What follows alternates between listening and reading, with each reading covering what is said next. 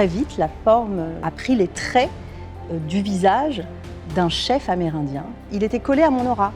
Et il était là et il me regardait avec cette espèce de regard d'une intensité incroyable. Tout d'un coup, ma grille de lecture du monde s'effondrait et je me disais, il faut que je comprenne pourquoi il est arrivé et quand je comprendrai, il repartira.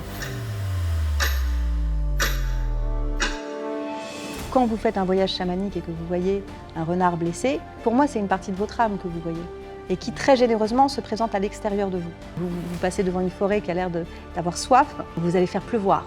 Parce que vous voyez qu'elle a soif et donc vous faites pleuvoir quelque chose aussi à l'intérieur de votre psyché.